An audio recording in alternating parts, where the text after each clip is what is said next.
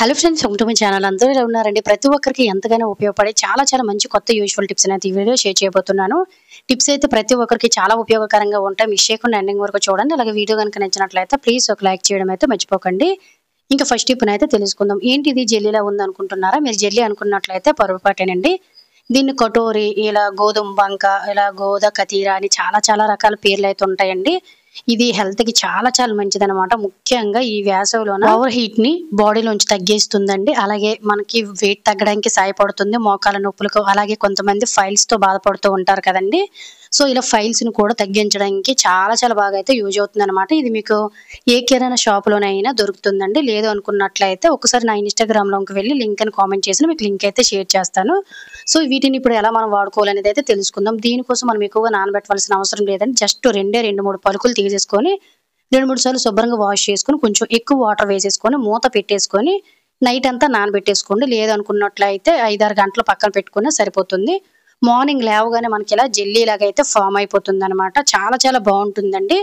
ఈ వేసవిలోన బయటకు వెళ్ళే ప్రతి ఒక్కరు కూడా దీన్ని ఒక గ్లాస్ తీసుకోవడం వల్ల చాలా మంచి చలువ చేస్తుంది.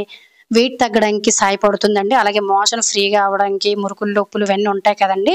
సో ఇవన్నీ కూడా తగ్గడానికి సహాయపడుతుంది అనమాట. దీన్ని మనం చక్కగా ఫ్రిడ్జ్ లో కూడా స్టోర్ చేసుకోవచ్చు. ఎటువంటి ప్రాబ్లం ఉండదు.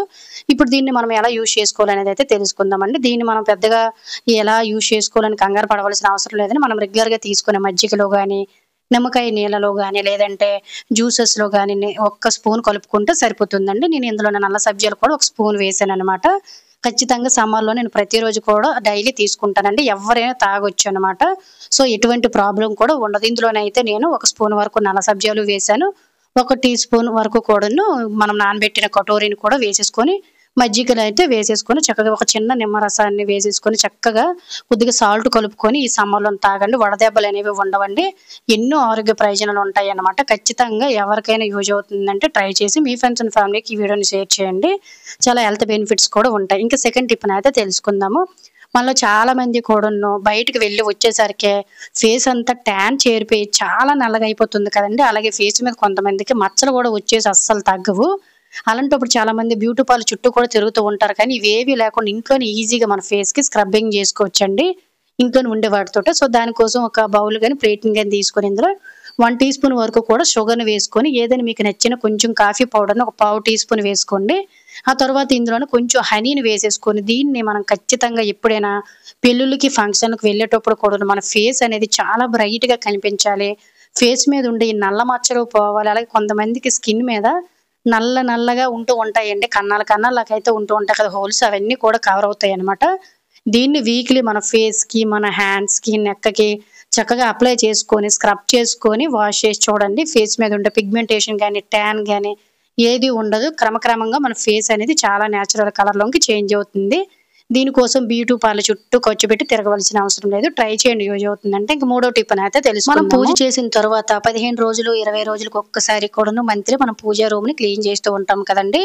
ఈ లోపల మనకి దేవుడి గదిలోన చిన్న పురుగులు అనేవి తిరుగుతూ స్మెల్ కూడా వచ్చేస్తుంది కదా. ఇలా చిన్న పురుగులు కానీ, ఒక్కొక్కసారి బల్లులు కూడా ఎక్కువగా తిరుగుతూ ఉంటాయండి దేవుడి గదిలోన. ఇలా మనకి బొద్దింకులు, బల్లులు లాంటి పురుగులు లాంటివి కూడా తిరగకుండా ఉండాలంటే సింపుల్ గా మనం క్లీన్ చేసే వాటర్ లోన ప్రతి నెలకు 1-2 సార్లు ఈ విధంగానే క్లీన్ చేసుకోవాలండి. మనం తీసుకునే వాటర్ లోను కొంచెం జవ్వాది పౌడర్ ని, అలాగే 1-2 కర్పూరం బిళ్ళను కూడా మెత్తగా పౌడర్ చేసి వేసేసుకొని ఈ విధంగా మనము దేవుడి గదంతా క్లీన్ చేస్తూ ఉంటాం కదండి. ఆ టైంలోన మొత్తం పూజా రూమ్ అంతా కూడా ఈ విధంగా క్లీన్ చేయడం వల్ల మనకి మంచి స్మెల్ అనేది 24 అవర్స్ వస్తుందండి.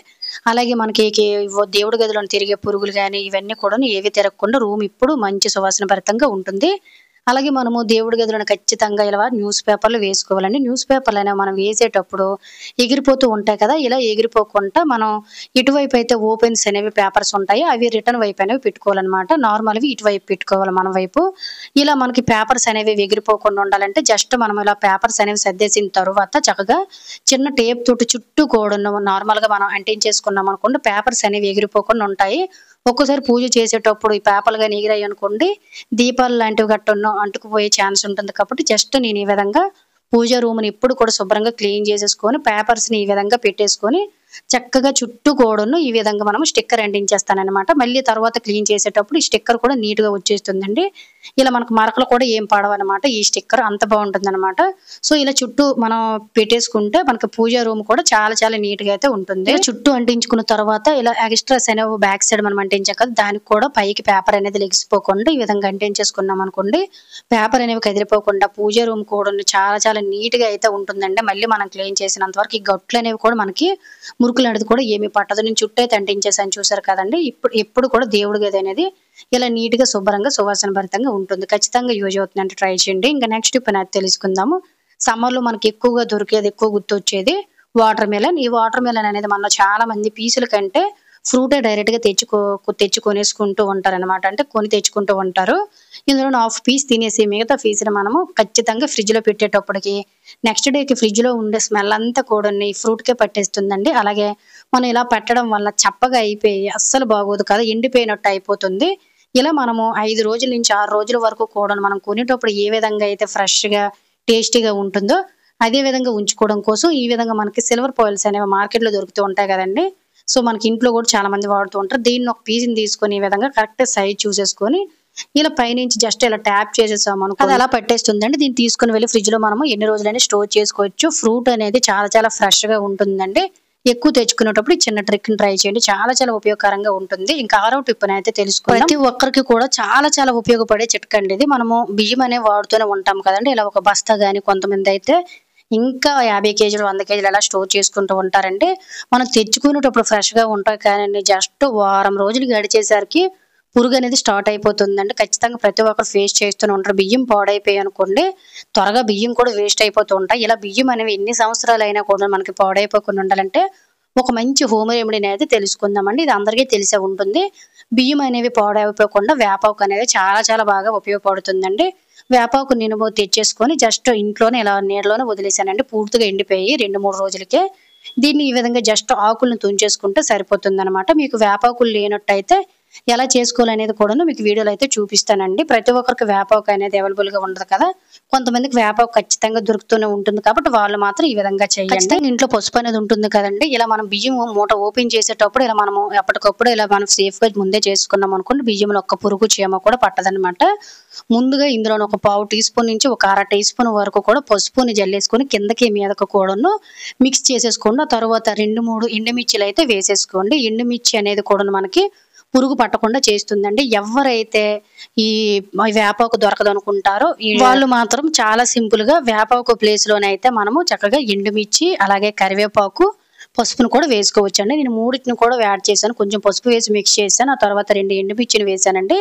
ఆ తరువాత ఇలా అయితే నేను ఎండబెట్టి ముందు పెట్టుకున్న వేపాకులు కూడా వేసేసుకొని కిందకి, మీదకి కూడాను ఒక్కసారి మనం ఈ విధంగా చేసేసామనుకోండి బియ్యం అనేవి ఎన్ని సంవత్సరాలైనా పురుగు పట్టిపోకుండా, పౌడర్ అయిపోకుండా, చీమల పురుగులాంటివి కూడా చేరకుండా ఉంటాయండి. చాలా బాగా యూజ్ అవుతుంది. బియ్యం ఎక్కువ రోజులు స్టోర్ చేయాలనుకునేవారు ఈ విధంగా స్టోర్ చేయండి. తడి గ్లాసులు లాంటివి, తడి చేతులు లాంటివి ఎప్పుడూ పెట్టకుండా ఎయిర్ అనేది అప్పుడప్పుడు వెళ్ళనివ్వండి. కొంతమంది అయితే మూటను డైరెక్ట్‌గా క్లోజ్ చేసేస్తారు. లేదంటే ఎయిర్ అనేది వదిలేస్తూ ఉంటారండి.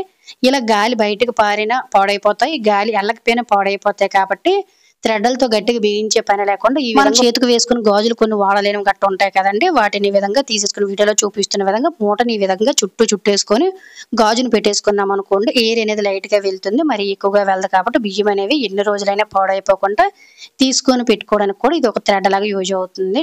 ఇలా ఈ చిన్న ట్రిక్ తోటి బియ్యాన్ని ఎన్ని సంవత్సరాలైనా పురుగు పట్టుకోకుండా చక్కగా సేఫ్‌గా ఉంచుకోవచ్చనమాట. ఖచ్చితంగా యూజ్ అవుతుందంటే ట్రై చేయండి.